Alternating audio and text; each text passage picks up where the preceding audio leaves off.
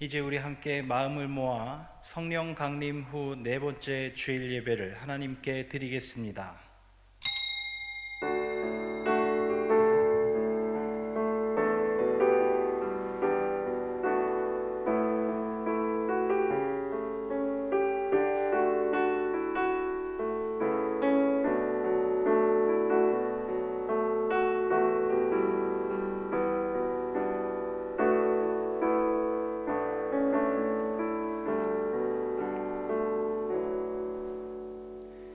이에 주인이 그를 불러다 말하되, 악한 종아, 내가 빌기에 내가 내 빛을 전부 탕감하여 주었거늘 내가 너를 불쌍히 여김과 같이 너도 내 동료를 불쌍히 여김이 마땅하지 아니하냐 하고. 아멘.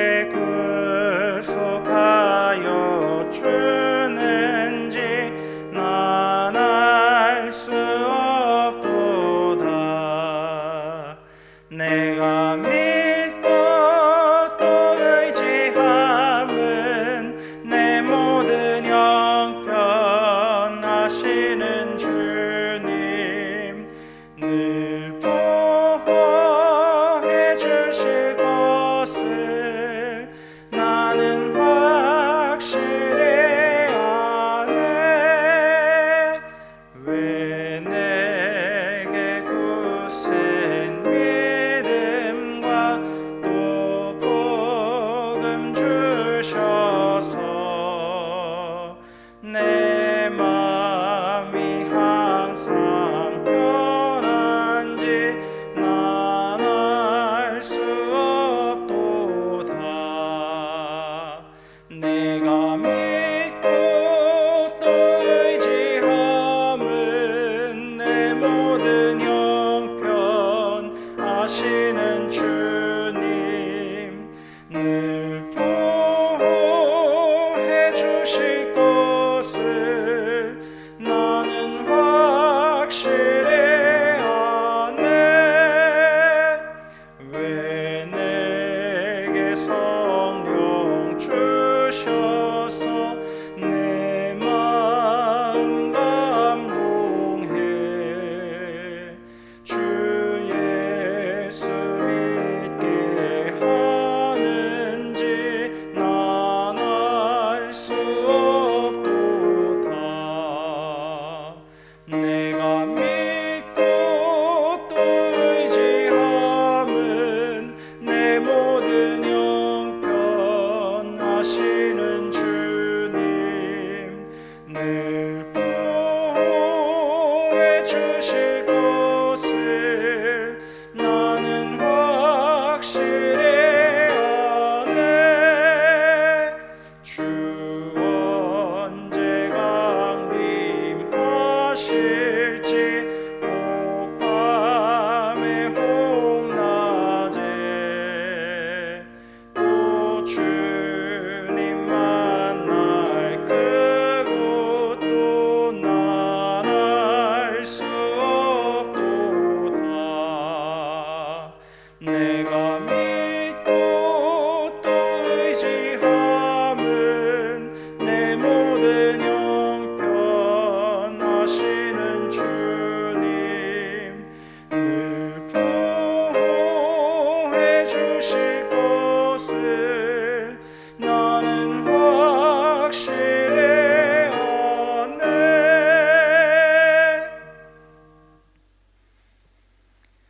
왕이신 나의 하나님이여, 내가 주를 높이고 영원히 주의 이름을 송축하리이다. 내가 날마다 주를 송축하며 영원히 주의 이름을 송축하리이다. 여호와는 위대하시니 크게 찬양할 것이라. 그의 위대하심을 측량하지 못하리로다. 대대로 주께서 행하신 일을 크게 찬양하며 주의 능한 일을 선포하리로다. 주의 존귀하고 영광스러운 위엄과 주의 기이한 일들을 나는 작은 소리로 읊조리리이다. 사람들은 주의 두려운 일의 권능을 말할 것이요 나도 주의 위대하심을 선포하리이다. 그들이 주의 크신 은혜를 기념하여 말하며 주의 의를 노래하리이다. 여호와는 은혜로우시며 긍휼이 많으시며 노하기를 더디하시며 인자하심이 크시도다. 여호와께서는 모든 것을 선대하시며 그 지으신 모든 것에 긍휼을 베푸시는도다. 여호와여, 주께서 지으신 모든 것들이 주께 감사하며 주의 성도들이 주를 송축하리이다. 아멘. 전능하사 천지를 만드신 하나님 아버지를 내가 믿사오며 그의 외아들 우리 주 예수 그리스도를 믿사오니 이는 성령으로 잉태하사 동정녀 마리아에게 나시고 본디오 빌라도에게 고난을 받으사 십자가에 못 박혀 죽으시고 장사한 지 사흘 만에 죽은 자 가운데서 다시 살아나시며 하늘에 오르사 전능하신 하나님 우편에 앉아 계시다가 저리로서 산자와 죽은 자를 심판하러 오시리라. 성령을 믿사오며 거룩한 공회와 성도가 서로 교통하는 것과 죄를 사하여 주시는 것과 몸이 다시 사는 것과 영원히 사는 것을 믿사옵나이다. 아멘.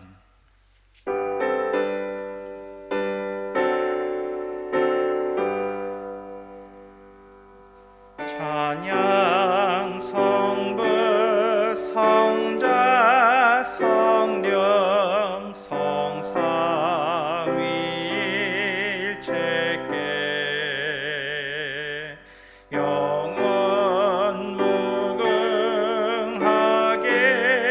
거체 영광을 돌리세 영광을 돌리세. 아멘.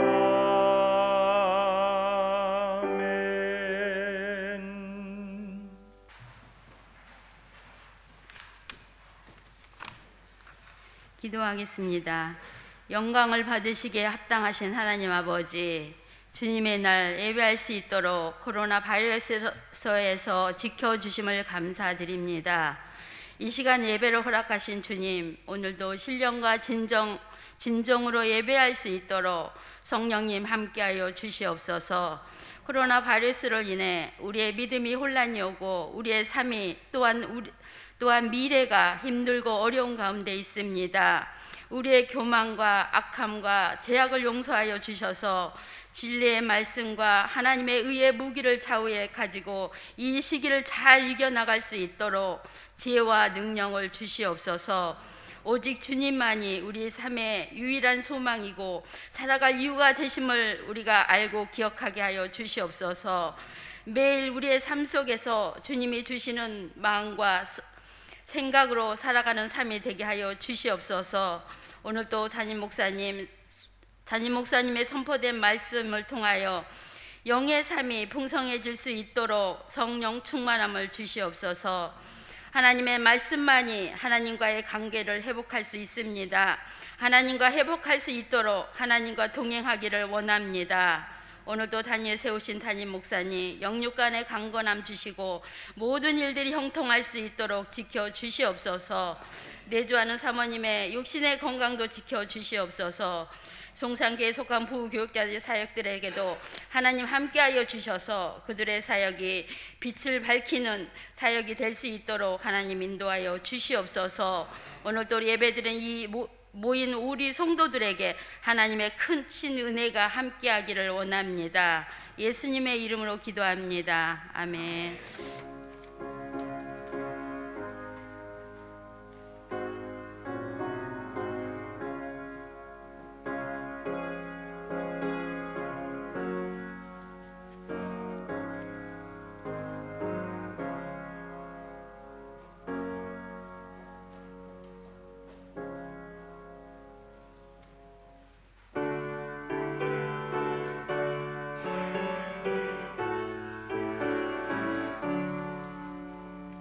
내게 있는 모든 것을 아낌없이 드리네. 사랑하고 의지하며 길만 따라 살리라. 주께 드리네, 주께 드리네. 사랑하는 구주 앞에 모두 드리네. 내게 있는 모든 것을 겸손하게 드리네. 세상 욕심 멀리하니 나를 받아 주소서. 주께 드리네, 주께 드리네. 사랑하는 구주 앞에 모두 드리네.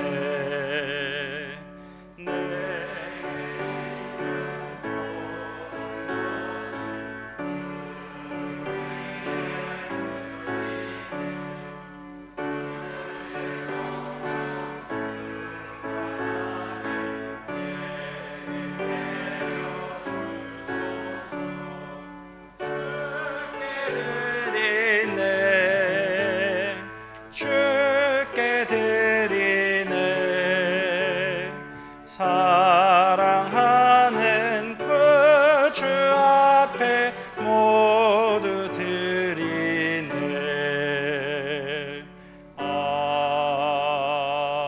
아멘. 또 한 주간이 흘렀습니다. 많은 사람들이 이 한 주간도 다른 때와 다름이 없었다고 생각하고 있지만 우리의 시간의 모든 1분 1초 중 특별하지 않은 순간이 없었음을 고백합니다. 모든 것이 하나님의 은혜의 결과이며 기적이며 신비이며 놀라운 것들이었습니다. 오늘도 거룩한 주일이기에 경배의 마음을 품고 감사의 마음을 준비하고 여전히 그리고 앞으로도 계속해서 우리의 삶을 십자가 위에서 두 팔 벌려 보여주신 주님의 사랑의 품에 맡기기로 결단하며 정성으로 준비하는 금을 제단에 올립니다. 받으시고 흠양하여 주옵소서.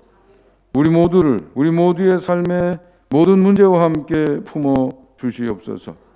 주님 품 안에서 더하기 빼기 곱하기 나누기는 물론 미분 적분 하나님의 신비한 섭리의 모든 과정을 통해 생명이 되게 하시고 행복이 되게 하시고 풍요가 되게 하시며 승리가 되게 하옵소서. 오늘도 주님을 앙망하는 이들에게 하늘의 신령한 복과 땅의 기름짐의 축복과 신상의 건강의 복으로 충만케 하옵소서. 우리 주 예수 그리스도의 이름으로 축복하며 기도하옵나이다. 아멘. 교회 소식 함께 나누도록 하겠습니다. 주보에 있는 교회 소식란을 참고하시기 바랍니다. 주님 앞에 나와 예배드리는 모든 성도님을 사랑하고 축복합니다. 오늘은 성령 강림 후 제4주입니다. 날마다 성령님과 동행하며 사시기 바랍니다. 각종 헌금은 교회 사무실에 제출하거나 계좌이체 방법을 사용하여 교인된 의무를 다하실 수 있도록 하시기 바랍니다. 2, 4분기 임원회가 오늘 이 예배를 마친 후에 본당에서 있습니다. 원활한 교회 운영을 위하여 꼭 참석하여 주시고 참석이 어려우신 임원께서는 위임장을 제출해 주시기 바랍니다. 기존에 차량을 등록하셨던 교우께서는 사무실에서 새 주차증을 발급받으시기 바랍니다. 기존에 사용하시던 주차증 번호를 확인하고 오시기 바랍니다.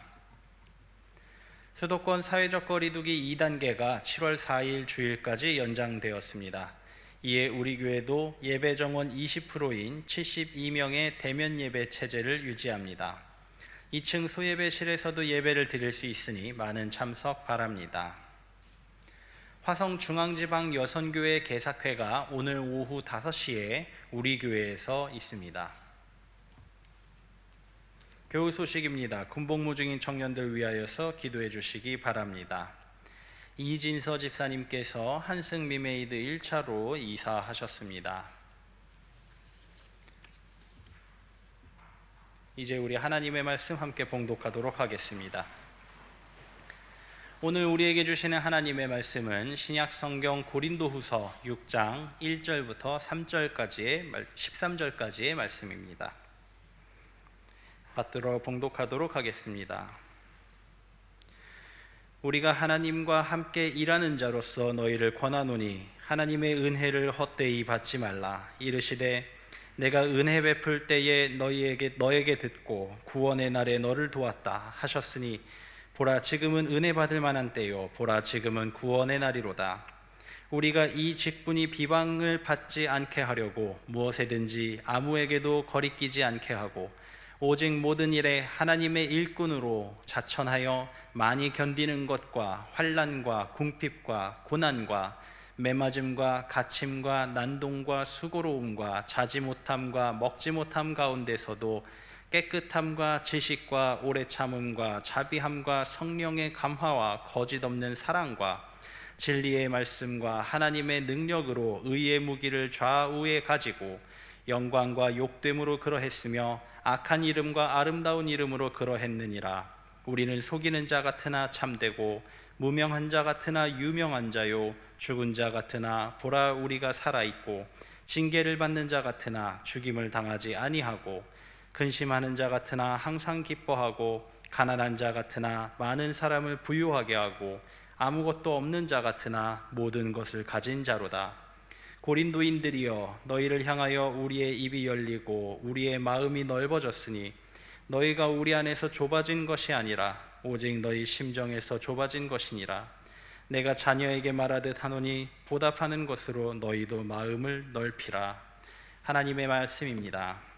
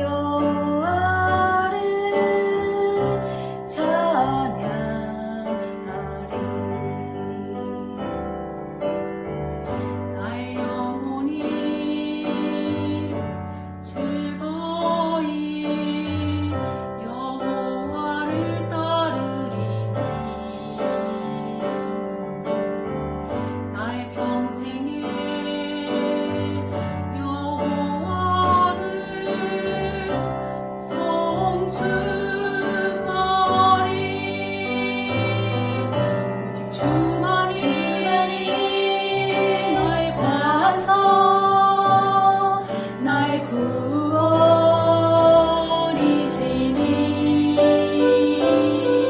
오직 주만이 나의 산성 내가 요동치 아니하리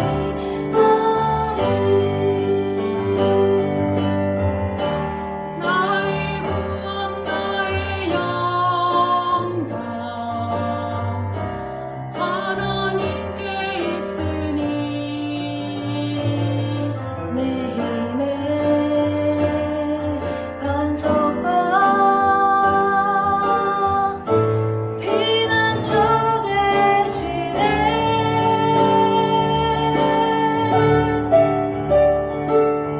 오직 주만이 나의 반석 나의 구원이시니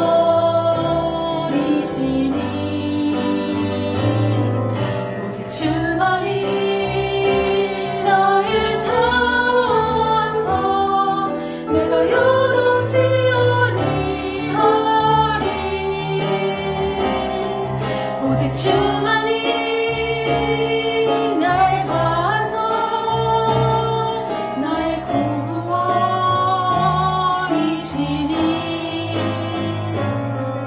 오직 주만이 나의 산성 내가 요동치 아니하리 내가 요동치 아니하리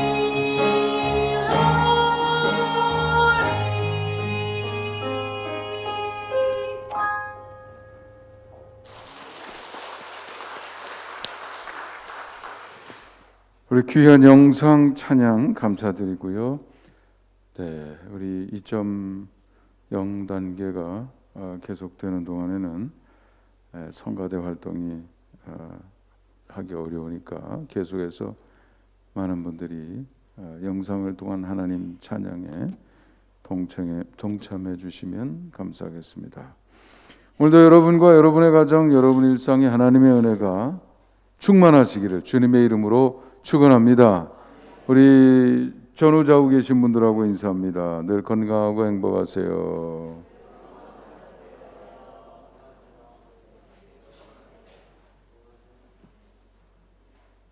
오늘도 준비된 자료를 보면서 성경을 통해서 우리에게 하나님이 어떤 말씀을 주시나 마음의 문을 열어보도록 하겠습니다. 첫 번째 자료, 오늘은 성령 강림 후 제4주입니다. 한번 읽어보죠. 여전히 우리는 성령 강림 이후 시대를 바르게 살고 있는지 물어야 하는 시점을 살고 있습니다. 항상 우리 자기 반성이 굉장히 중요합니다. 자기를 초월해서 자기를 직관하고 성찰할 수 있는 능력은 사람만이 가지고 있습니다. 내가 나를 관찰하는 거죠. 그건 사람만이 할 수 있는 거예요. 동물들은 그게 안 됩니다. 자기 초월적인 능력, 우리가 이렇게 설명합니다마는 끊임없이 자기 반성이 필요해요. 자기 반성 없이 새로운 미래가 없습니다. 예수님의 천국 복음 직전에 누가 와야 했었나요? 세례 요한. 세례 요한은 회개의 세례를 베푸는 사람이었다 이거죠. 항상 무엇이 잘못됐지? 어느 부분이 부족하지? 이것을 들여다보는 사람이 그것을 넘어서서 다음 단계로 갈 수가 있는 것이죠. 굉장히 중요한 과정이라고 할 수 있습니다. 고린도 교회를 보면 그 이유가 분명해집니다. 우리가 왜 항상 이런 질문을 던져야 되는지. 고린도 교회 이제 막 사도행전 2장에서부터 시작된 성령의 역사로 말미암는 교회 시대가 막 열려져 가지고 사방으로 지금 교회 부흥의 역사가, 전파의 역사가, 선교의 역사가 왕성하게 시작이 돼서 불같이 번져가고 있던 시대에 존재하게 된 교회가 고린도 교회다 이거죠. 그런데 그 교회에는 온갖 종류 문제가 다 있었어요. 나는 바울파야, 나는 게바파야, 나는 아볼로파야. 무슨 소리야? 우리는 다 그리스도에게 속한 사람들인데 그리스도파야? 웬 파벌이 그렇게 많은지. 서로 갈등하고 싸우고 다투고 온갖 종류가 다 있어서 세상에서도 찾아보기 힘든 근친상간의 문제까지 고린도라고 하는 사회적 환경이 그런 사회적 환경이었습니다. 온갖 종류 우상의 로마의 원형 경기장에 그런 것들이 가득 차 있는 물질적 또 육체적 향락을 추구하는 사람들로 가득한 그런 환경이었었던 것이죠. 성령의 시대를 산다는 의미를 정확히 파악하고 그 깨우침을 성경 가르침을 따라 응용하는 능력을 우리가 터득하고 몸에 익히지 않는다고 하면 이런 현상은 언제든지 반복될 수 있는 거죠. 당연히 지금도 반복되고 있습니다. 저는 지난 주간에도 충격적인 뉴스를 봤습니다. 조선일보가 뽑은 기사 제목만 봐도 충격이에요. 정류장서 10대 여학생 성추행, 차 사진 찍히자 도망친 목사, 이렇게 제목이 나와 있어요. 얼마나 끔찍합니까, 여러분? 생각해 보세요. 목사도 이럴 수 있다 그러면 우리 모두가 얼마나 넘어지고 잘못될 가능성이 있는가 하는 것을 생각해 볼 수 있는 거죠. 그래서 여전히 우리는 성령 시대를 사는 일에 성공하고 있는지 늘 스스로에게 질문을 던지면서 그러면서 더 높은 차원으로 더 향상된 차원으로 올라가기를 거듭해야 되겠습니다. 굉장히 중요하다 이거죠. 다음 자리 한번 보겠습니다. 잠깐 그 질문 자체가 교만 아닙니까? 한번 거기 설명 읽어보죠. 시작. 모든 것이 은혜라면 우리가 뭘 해야 할까라고 묻는 것 자체가 모순 아닙니까? 하나님이 손을 떼면 만물이 무로 돌아간다면 우리가 아무리 노력해도 하나님의 역사하심 없이 결과를 기대할 수 없다면 우리가 할 일을 찾겠다는 것 자체가 교만 아닙니까? 이렇게도 생각해 볼 수 있죠. 이런 사고방식 가능하죠. 사실 이 논리에 충실해서 끝까지 가면 그런 교단을 이단을 우리는 구원파라고 합니다. 하나님의 은혜가 다 되는 건데 하나님의 십자가 예수 그리스도의 십자가 보혈의 능력 못하는 게 어디 있어? 그 십자가 보혈의 능력이 우리 가운데 있는데 그러니까 우리가 구원받은 다음에 무슨 짓을 하든지 상관없어. 얼마든지 보혈의 능력이 우리를 깨끗하게 하고 우리를 하나님의 백성으로 지켜줄 테니까 구원파죠. 구원받은 다음에 무슨 짓을 해도 상관없다. 모든 게 다 하나님의 은혜야. 상관없어 이런 거죠. 아니 그렇게 얘기하시는 거는 그러면 모든 것이 하나님의 은혜 아니라고 지금 얘기하려고 그러는 거예요? 하고 오해하실 수 있는데 절대로 그렇지 않습니다. 모든 것이 하나님의 은혜예요. 은혜 아닌 게 하나도 없어요. 그러면 우리 역할은 없습니까? 아니요, 우리 역할 어마어마하게 중요해요. 그런데 공로는 아니라면서요? 네, 공로는 아니에요. 그래도 굉장히 중요해요. 엄청나게 중요해요. 대단히 중요해요. 그래도 내 공로는 아니에요.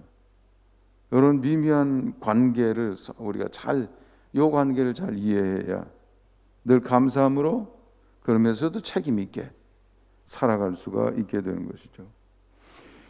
우리 개정표준 선구집 지난주를 위한 말씀 제일 마지막 네 개 선구 중에 제일 마지막 것이 마가복음 4장 26절부터 34절인데 그 중에서 26절부터 29절에 보면 이런 말씀이 있습니다. 또 우리가 하나님의 나라는 사람이 씨를 땅에 뿌림과 같으니 하나님의 나라는 사람이 땅에 씨를 뿌리는 것과 같다 이거죠. 또는 하나님의 나라의 백성들 우리 천국 백성들 그리스도인의 삶은 씨를 땅에 뿌리는 것과 같다. 이렇게 설명할 수도 있습니다.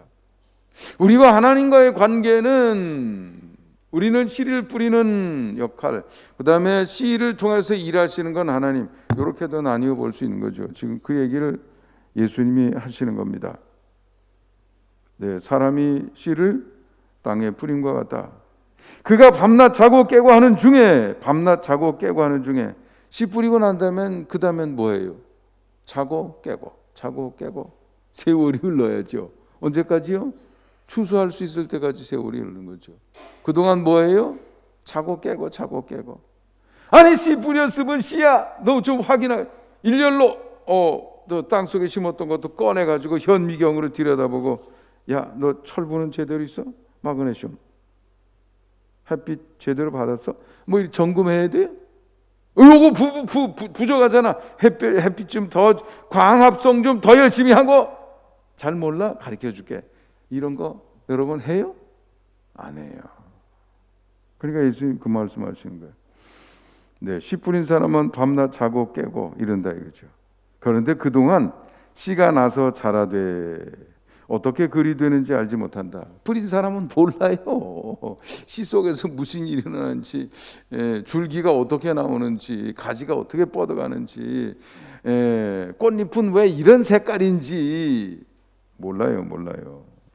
땅이 스스로 열매를 맺으며, 스스로라고 하는 것은 독자적으로 씨 뿌리는 사람과 상관없이 씨 뿌리는 사람의 지위를 받지 않고, 씨 뿌리는 사람의 지도를 받지 않고, 씨 뿌리는 사람의 영향 없이 스스로 이런 얘기죠. 씨 뿌리는 사람의 공로가 없다 이거예요. 그 씨가 스스로 하는 것이다 이거죠. 바꿔 말하면 하나님이 하시는 일이다 이거예요. 하나님의 섭니다 이거죠. 땅이 스스로 열매를 맺되 처음에는 싹이요 다음에는 이삭이요 그 다음에는 이삭에 충실한 곡식이라.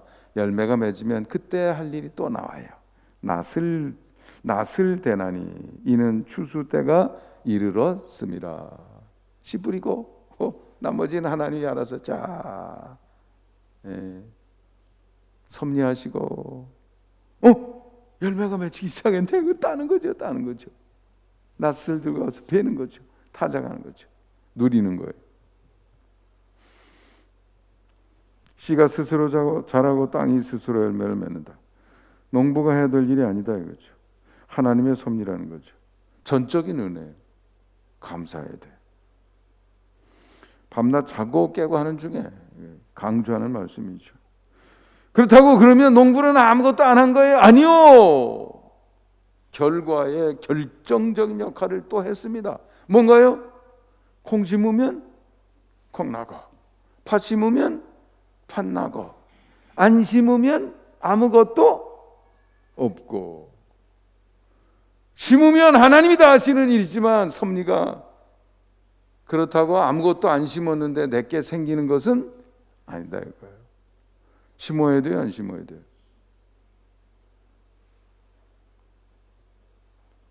심는 게 중요해요, 안 중요해요?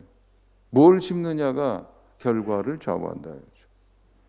엄청 중요해요. 엄청 중요해도 그 가운데 신비한 역사, 모든 거 그 씨 속에서 일어나는 이건 기적입니다. 기적이에요. 여러분, 이 비슷한 거는요, 지금 무슨 금성에 가도 없고요, 목성에 가도 없고요, 화성에 가도 없고요, 우리가 지금까지 발견한 데가 하나도 없어요. 그냥 워낙 우주가 크니까 그 중에 어딘가는 있겠지, 이런 얘기는 하지만 얼마나 신비로운 일인지 몰라요. 그 신비로운 일 누가 하세요? 하나님이 하신다. 그게 하나님이 역사하시는 오묘한 방법입니다. 우리는 씨 뿌리는 것만 하면 돼. 그 다음엔 뭐예요? 밤이 되면 자고, 아침이 되면 일어나고, 밤이 되면 자고, 아침이 되면 일어나고, 때 되면 열매가 생겨요, 안 생겨요? 네. 그날 내가 결정해요. 금년에는 내가 오늘 뿌렸으니까 내일 열매 나와요, 안 나와요? 안 나와요. 하나님의 섭리가 결정하는 거죠. 믿음으로 기다려야 됩니다. 주실 때 낫을 들고 와서 누리면 돼요. 이 땅에서도 누리시기 바랍니다. 근데 우리는 이 땅에서 영원히 거하지 못해요. 진짜는 하나님 앞에서 우리가 누리게 될 줄 믿습니다. 영원한 것을 바라봐야 돼. 그렇다고 영원에만 있는 게 아니에요. 이 땅에서도 하나님의 뜻을 따라 뿌리는 그곳에는 항상 상상할 수 없는 하나님의 신비의 역사가 일어나서 나중에 만들어진 결과물을 받아들일 때는 우리가 놀라고 감사하고 찬양하고 모든 것이 하나님의 은혜입니다 고백하게 될 줄 믿습니다. 다음 자리 한번 보죠. 그럼 우리가 뿌려야 할 씨는 무엇입니까? 우리 한번 읽어봅니다. 시작. 씨를 통해 땅을 통해 일하시는 분은 하나님이십니다. 우리 역할은 씨 뿌리는 일입니다. 그런 후에는 밤낮 자고 깨고 반복하면 된다는 것입니다. 충분한 시간이 지나면 열매를 누리는 때가 도래해야 한다는 것입니다. 문제는 우리가 뿌리는 씨가 무엇이냐는 것입니다. 여러분, 그 뒤에서 일하시는 분이 하나님이시기 때문에 우리가 뿌리는 씨앗은 하나님의 섭리에 부합하는 거라야 돼요. 하나님이 원하시는 거, 하나님의 영광이 되는 거, 하나님의 뜻이 반영된 것, 하나님이 나를 왜 이 땅에 보내셨을까? 내 존재의 이유는 뭘까? 존재의 목적은 뭘까? 내 사명은 무엇일까? 내 인생의 골은 어디에 있는 것일까? 성령님과 밤낮 없이 씨름하면서 내게 깨우침이 오고 할 때 그것을 붙들고 씨름하면서 내가 행동으로 나서기 위해 결정하는 것들, 그것들이 씨가 되는 거죠.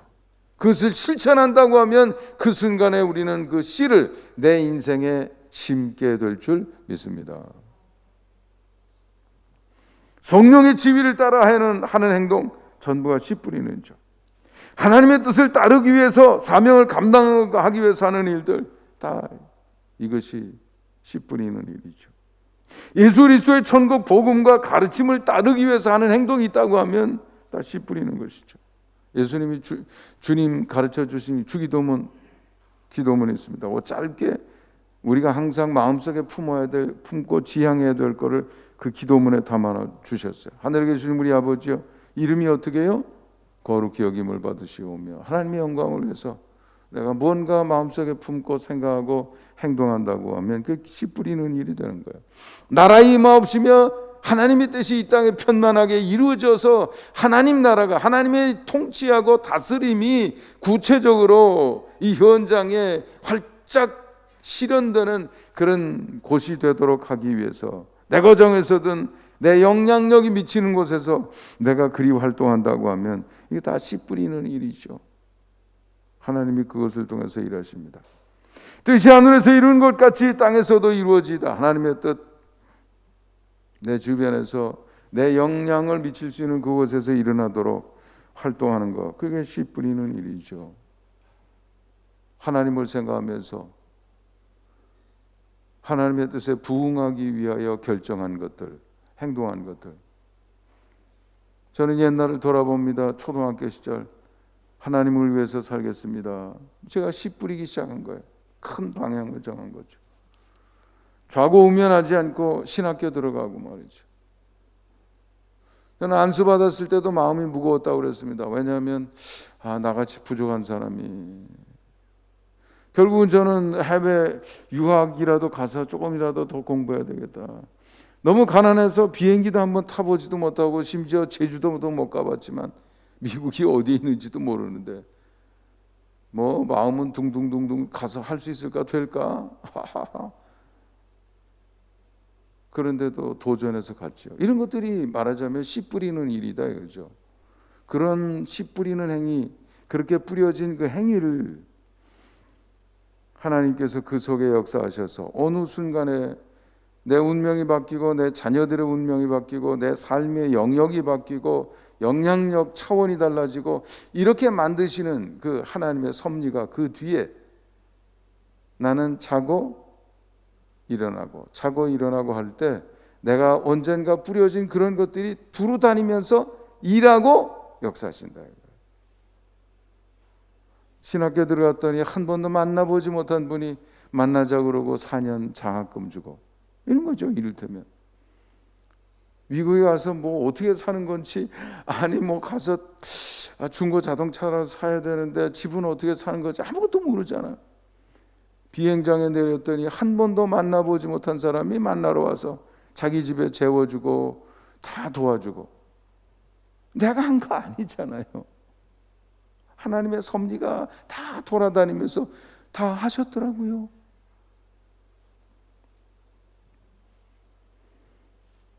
하나님의 뜻을 따라 내 인생을 살겠습니다 결심해서 그 길을 가는 과정이죠. 씨 뿌리는 거예요. 네. 내 욕심이나 욕망이나 이런 탐욕 때문에 하는 것이 아니고 하나님의 뜻을 붙들고 고집스럽게 내가 결단하고 용기를 내고 단호하게 다시 결심하고 이러면서 그 길을 가는 그런 것이죠. 씨를 뿌리고 나서 여러분 뭐 그 계절이 뭐 이렇게 바뀌고 태풍이 불고 그래도 내가 뿌린 씨앗 붙들고 씨름하면서 가을까지 가는 거나 마찬가지입니다. 다음 자리 한번 보겠습니다. 법도 우리가 실천해야 될 명령은 어떤 것입니까? 한번 읽어보겠습니다. 어린아이가 필요하면 울어서 엄마에게 신호를 보내고 젖을 먹고 엄마의 돌봄을 받는 것과 마찬가지입니다. 씨를 뿌리고 밤낮 자고 깨고 반복하면 되듯 하나님의 명령을 따라 밤낮 행동하며 밤낮 자고 깨기를 반복하면 됩니다. 여러분 하나님의 명령은 성경 속에 나와 있는 것들이 되죠. 제가 큰 그림으로 여러분에게 그 다 어디에 쓰이는 것인가 결국은 세 가지라고 그랬습니다. 하나님과의 관계를 지키기 위한 것들, 두 번째는 그 순종함으로 내 속에 하나님의 성품이 만들어지도록 하는 것들, 그 다음에 삶의 현장에서 하나님의 뜻을 분별해서 하나님이 지휘하시는 동행의 삶을 사는 데 필요한 것들, 결국은 세 가지. 잊지 마, 이 세 가지. 이게 방향이야. 이스라엘 백성들과 언약을 맺으신 후에 언약궤 안에 세 가지 리마인더를 집어넣으셨다 이거죠. 아론의 쌍난 지팡이, 그런 제사장 제도, 영적인 시스템, 하나님과의 관계 흔들리면 안 돼. 내 삶의 중심은 하나님이야. 내 삶의, 내 생명의 주인은 하나님이시야. 그걸 생각하게 하는 거죠. 십계명 돌판, 열심히 부모를 공경하고 살인하지 않고 그 안에 담긴 하나님의 뜻을 헤아리면서 열심히 이런 삶을 살아가게 될 때 하나님의 마음이 내 속에 임하게 되는 거죠. 네. 행동할 때 마음이 만들어진다고 그랬습니다. 만나하리, 삶의 현장에서 걱정하지 마, 걱정하지 마. 보이진 않아도 하나님이 지휘하고 있어. 구름 기둥, 불 기둥이 나타날 거야. 현장에서 필요한 말씀들, 명령들, 이런 것들이죠. 그런 거를 잘 따라서 아주 하나님과 우리 사이가 마치 엄마와 어린아이의 그 아주 이 찰떡 같은 관계, 뭐 끊을래야 끊을 수가 없잖아요. 그런 관계가 돼서 우리가 지난다 그러면 되는 거죠. 어린아이는 뭐 할 게 뭐 있어요? 젖 먹고 자고, 젖 먹고 자고, 젖 먹고 자고. 자는 동안 하나님이 일을 다 하세요.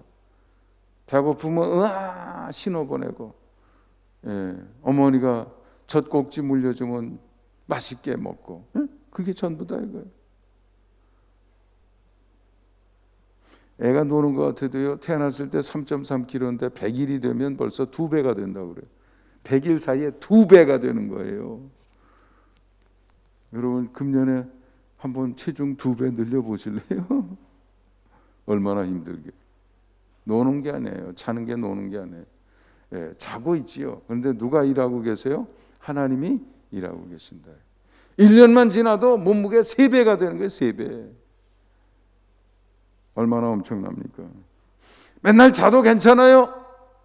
엄마와 관계만 정확히 지키고 엄마한테 배고파요 신호 보내고 엄마가 와서 다 돌봐주시면 돌봐주시는 대로 자장 그러면 자고, 그게 전부예요.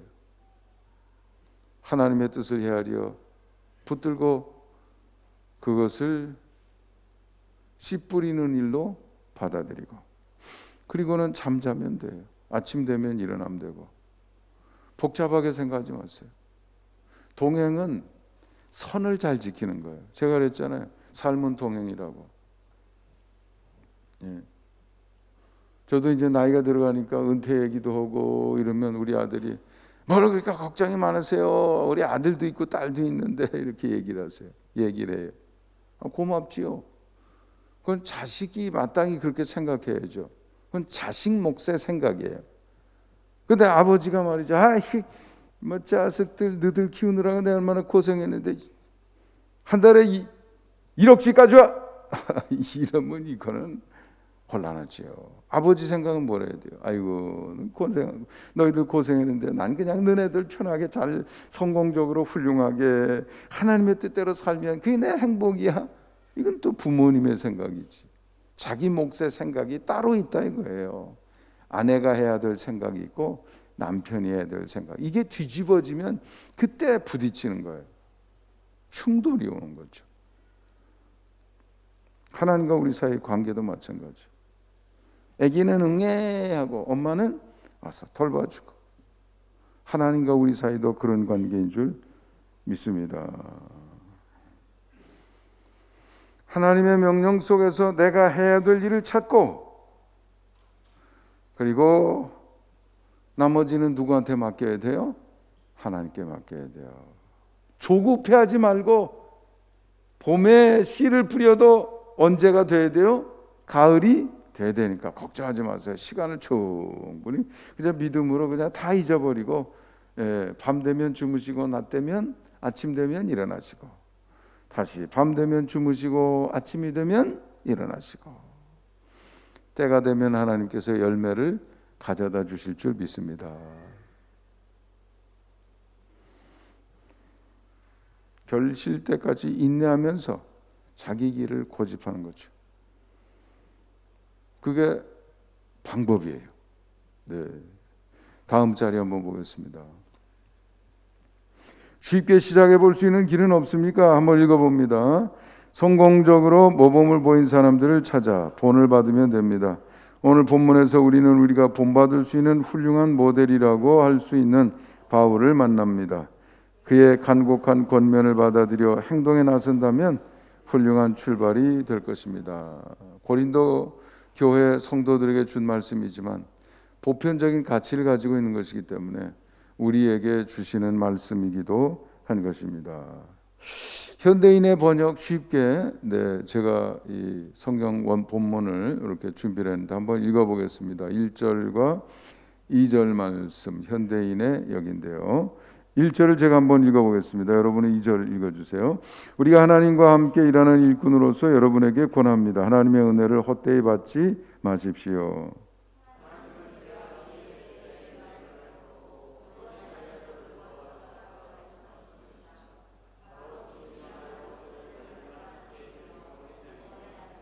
네, 바울에게서 배울 첫 번째, 은혜에 민감하고 은혜에 부응하고, 은혜를 헛되이 받으면 안 된다 이거죠.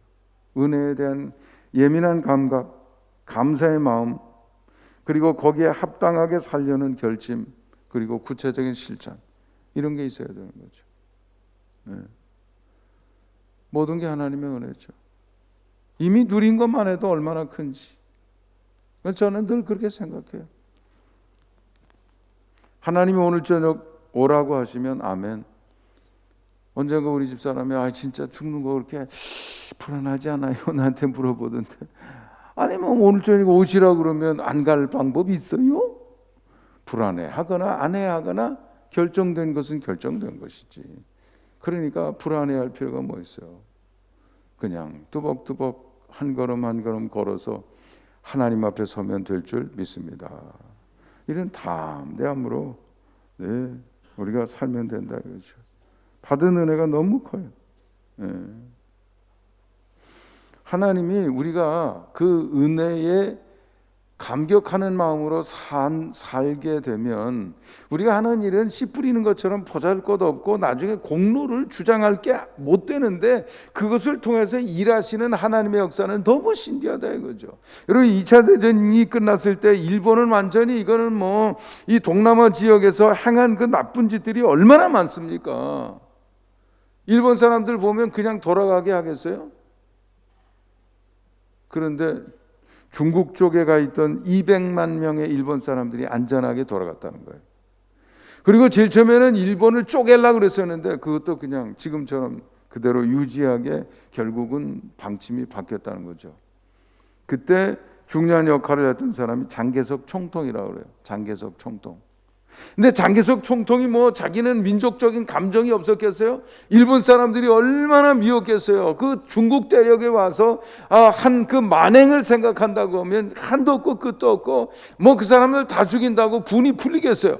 그런데도 불구하고 장개석 총독이 생각을 바꾼 이유가 있었다고 합니다. 제가 읽어본 어느 예화집에 보니까 가가와 목사님이라고 20세기의 성자라고 불리우는 사람인데 이 사람의 소문도 듣고 이 사람에 대한 그런 얘기를 듣고 감동을 받아서 그랬다는 거예요. 가가와 목사님은요, 빈민굴에서 그 가난하고 힘들고 고통스럽게 사는 사람들을 위해서 그냥 성자처럼 그렇게 사랑을 베풀며 살았던, 그렇게 소문이 났던 사람이라고 그래요. 근데 이 가가오 목사님이 신학교 시절에 사실은 이 폐결핵이 결핵이 생겨가지고 죽을 날만 기다리던 가난한 신학생이었다는 거죠. 그래서 오갈 데가 없어가지고 나가노 목사님을 찾아서, 나가노 목사님 뭐 5년 동안 목회를 하는데 뭐 신자 한 사람도 확보하지 못한 아주 그렇게 어려운 상황인데도 포기하지 않고 그렇게 사역을 하고 있던 분이라고 그래요. 근데 이 신학생이 들어온 거죠. 예, 결핵 환자예요. 이젠 죽음 얼마 안 남은 정도 사람이에요.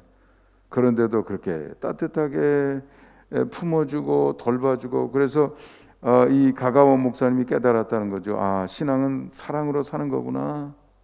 그렇게 깨달았다는 거예요. 근데 그래서 이제 이 빈민굴로 들어간 거죠. 근데 죽을 사람이 살아났어요. 건강해졌어요. 그리고 그렇게 계속 산 거예요. 20세기의 성자라는 이름이 붙어서 전 세계에 알려질 만큼.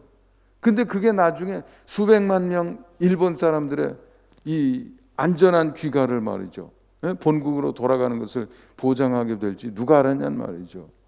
가가와는 그런 생각도 없었어요. 그걸 의도한 것도 아니에요. 누가 섭리한 거예요? 하나님이 섭리한 거예요. 나는 작은 거, 작은 일에 충성하지만 그것을 통해서 하나님은 엄청 큰 일을 행하시게 된다. 그게 열매인 거죠. 그러니 바울처럼 항상 하나님의 은혜를 소중히 마음속에 새기면서 은혜에 부응하기 위한 마음속의 어떤 생각도 정리하고 행동하게 된다면 그게 씨 뿌리는 일이 될 줄 믿습니다. 3절 한번 읽어봅니다. 우리 직분이 비난을 받지 않기 위해서 우리는 아무에게도 거치는 장애물이 되지 않도록 노력하고 있습니다. 남의 짐이 되지 않으려고 하는 그런 사도 바울의 간절한 모습을 봅니다. 구체적인 설명이 뒤따릅니다. 4절, 5절, 우리 4절을 제가 읽습니다. 오히려 우리는 모든 일에 하나님의 진실한 일꾼임을 보이려고 많은 고난과 어려움과 괴로움을 견디며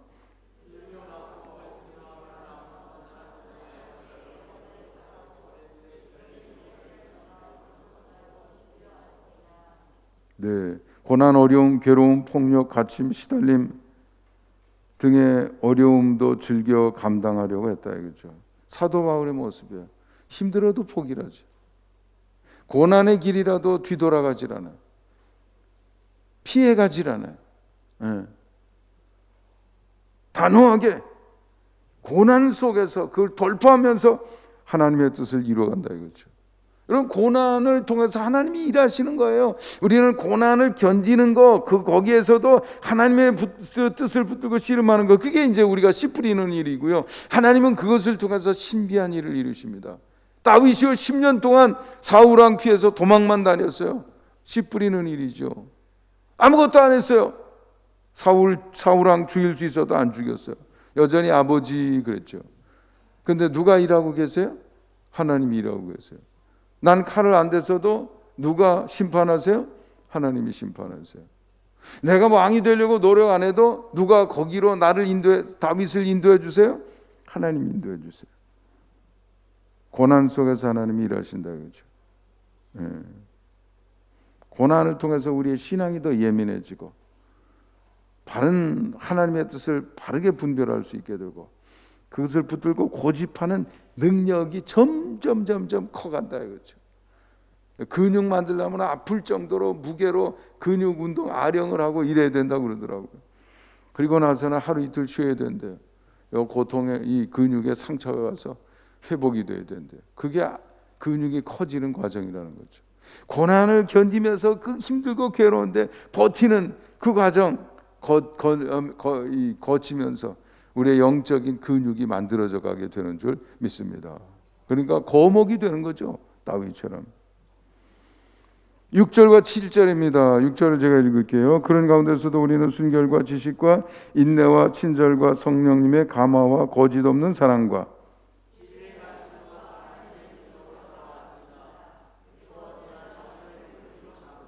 네, 사도 바울이 얼마나 이런 훌륭한 가치에 또는 가치관 이런 의식을 가지고 최선을 다했는지 이런 데서 우리가 읽을 수 있는 거죠. 순결하려고 인내하고 친절하고 사랑으로 진리의 말씀으로 정의관으로 이 하나님의 마음속에서 나온 그런 가치 이런 걸 붙들고 씨름했다는 거죠. 우리에게 필요한 자세인 줄 믿습니다. 바울에게서 배워야 될 모델링해야 될 하나님이 세우신 가치를 따라 행동한다. 이익을 따라 행동하는 게 아니에요. 그렇게 하려고 그러면 이익을 버려야 될 때가 많아요. 외면해야 될 때가 많고요. 힘든 것을 무릎 써야 될 때도 많고요. 그런데요, 지내놓고 보면 그게 뿌듯해요. 그게 마음에 자부심이 돼. 당당해지고요. 부끄럽지 않고. 8절부터 10절입니다. 8절을 제가 읽을게요. 영광을 얻든 수치를 당하든 욕을 얻어먹든 칭찬을 받든 항상 하나님의 일꾼임을 보여주었습니다. 우리가 사기꾼과 같은 취급을 받았지만 사실은 진실하며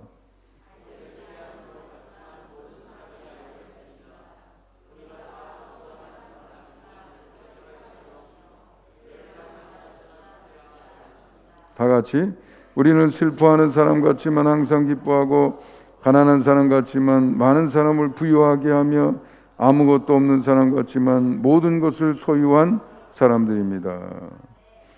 은혜에 부응하는 삶에 대한 이런 참 대단한 자부심이에요. 대단한 자부심이에요. 세상의 눈으로 보는 것이 아니라 신령한 눈으로 이 깊이 있는 통찰로 인생을 평가하는 거죠. 네. 사람들 보기에는 슬퍼하는 것 같아도 항상 기뻐하는 삶의 주인공이다 이거예요. 가난해 보여도 많은 사람들을 부유케 하는 삶을 살고 있다 이거죠.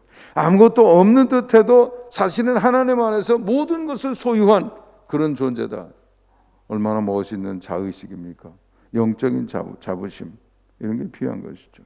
11절부터 13절 11절을 제가 읽겠습니다.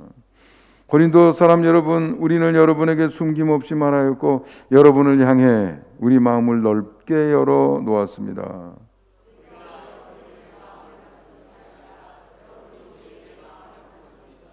다 같이 내가 자녀에게 말하듯 권합니다. 여러분도 보답하는 셈치고 마음을 넓히십시오. 편협한 마음으로 바울을 비난하는 사람이 세상에만 있는 게 아니에요. 고린도 교회 안에도 그렇게 많았었어요. 그런데도 사도 바울은 분노하기보다 마음을 넓게 하고 그들을 포용하면서 여러분들도 마음을 좀 열어주십시오, 넓혀주십시오 요청하는 것이죠. 너그러움으로 하나님의 뜻을 붙들고 감화시키는 삶을 살아야 되겠습니다. 정리해 봅니다. 은혜에 부응하려는 의지가 필요합니다. 하나님의 뜻을 구하는 삶을 위해 어려움을 무릅쓰겠다는 의지도 필요합니다. 거룩한 마음가짐, 생활 자세를 키워야 됩니다. 마음을 열고 사람들에게 다가가기를 중단하지 말아야 합니다. 제가 다시 한번 강조하고 싶은 게 있어서 다음 자리에 한번 담았습니다. 씨 뿌리는 일에 집중하고 나머지는 잊으면 됩니다. 한번 읽어보죠. 시작. 다시 강조합니다. 우리는 우리 몫의 과제에 집중하면 됩니다. 나머지는 하나님께 맡겨야 합니다. 예수님 가르침 속 씨 뿌리는 자처럼 뿌리는 후에는 밤낮 자고 깨기를 거듭하면 됩니다. 씨가 자라고 땅이 자기 일을 합니다. 그것이 하나님이 일하시는 방법입니다. 어느 목사님의 글 속에 나오는 이야기입니다. 항상 폐하 잘된 일입니다. 이 잘된 일입니다. 이렇게만 말하는 신하가 있었다고 그래요. 어느 날 왕과 그 신하가 사냥을 함께 떠나는데 신하가 왕의 총에 총알을 거꾸로 장전해서 그만 사고가 났어요. 왕의 손가락이 잘려 나갔습니다. 신하가 뭐라고 그러겠어요? 폐하, 참 잘된 일입니다. 화나요, 안 나요? 화가 나가지고 왕이 그 신하를 감옥에 집어넣었다는 거죠. 이듬해 왕이 다시 사냥을 나갔다가 길을 잃어서 식인종에게 붙잡혔다는 거죠. 식인종이 가만히 살펴보니까 손가락 하나가 없어요. 아이고, 이 사람 손가락 하나 없네. 이거 먹으면 부종 타겠어. 그러고 놓아줬다는 거죠. 손가락 하나 없어서 우리는 온전한 거 아니면 안 먹어. 이렇게 된 거죠. 돌아오면서 그 신하가 생각이 난 거예요. 그래서 얼른 감옥에 찾아와서 신하를 붙들고 자네 덕분에 살았어. 미안하네. 그러고 꺼내줬다는 거예요. 그랬더니 이 신하가 또 폐하 참으로 잘된 일입니다. 생각해보니까 감격하네요. 제가 만약 감옥에 안 들어왔으면 폐하와 같이 사냥 나갔을 것이고 저는 지금 흠없는 음식이 되어서 잡혀 먹었을 것입니다. 네, 우리는 작은 행동, 감사함으로 사는 작은 행동을 하지만 그것을 통해서 나중에 어떤 일이 어떻게 일어날지는 아무도 모른다 이거죠. 여러분이 하는 씨 뿌리는 순종의 작은 일들이 나중에 여러분의 운명을 바꾸고 여러분 자녀들의 운명을 바꾸고 여러분의 가문의 역사를 변경하며 여러분의 삶의 차원을 다른 차원으로 끌어올리게 될 줄 믿습니다. 마무리하는 말 읽고 마치도록 합니다. 우리 함께 읽어봅니다. 사람은 태어나 가정에서 부모를 모델링하며 성장합니다. 사도 바울을 바라보고 그에게 배우기를 힘쓴다면 성령 시대의 삶 실천에 도움이 될 것입니다. 무엇보다도 성령님과의 소통 과정에서 내가 뿌려야 할 씨가 무엇인지 분별할 수 있어야 합니다. 뿌리는 씨가 없으면 내게 돌아오는 것도 없을 것입니다. 기도하겠습니다. 거룩하시고 자비로우신 하나님 감사합니다. 오늘도 주신 말씀 마음속에 새기며 실천을 결심합니다. 모든 것이 하나님의 전적인 은혜임을 잊지 말게 하시고 감격으로 살게 하시되 그러나 씨 뿌리는 그 책무는 내게 있다는 사실을 기억하고 어떤 씨를 뿌릴 것인가, 어떻게 뿌릴 것인가, 얼마만큼 뿌릴 것인가 날마다 기도하면서 결단하며 실천하기를 그치지 않는 우리 모두가 되게 하옵소서. 예수님의 이름으로 축복하며 기도하옵나이다. 아멘.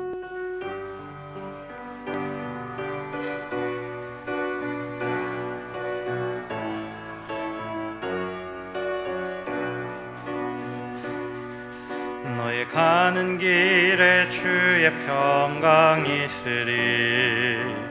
평강의 왕 함께 가시니 너의 걸음 주 인도하시리. 주의 강한 손 널 이끄시리. 너의 가는 길에 주의 축복이 있으리. 영광의 주 함께 가시니 내가 밟는 모든 땅 주님 다스리리. 너는 주의 길 예비케 되리. 주님 나라 위하여 길 떠나는 나의 형제여, 주께서 가라시니 너는 가라. 주의 이름으로 거칠은 광야 위에 꽃은 피어나고 세상은 내 안에서 주님의 영광 보리라. 강하고 담대하라. 세상이 계신 주는 함께 너와 동행하시며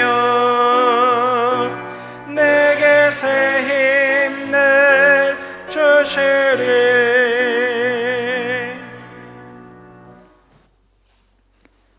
이제는 우리 주 예수 그리스도의 크신 은혜와 하나님 아버지의 극진하신 사랑과 성령님의 감화, 감동, 위로, 인도하심 역사가 주신 말씀 마음속에 새기며 실천의 자리로 나가고자 하는 주님의 모든 백성들 위해 이제로부터 영원까지 함께 주시기를 간절히 축원하옵나이다.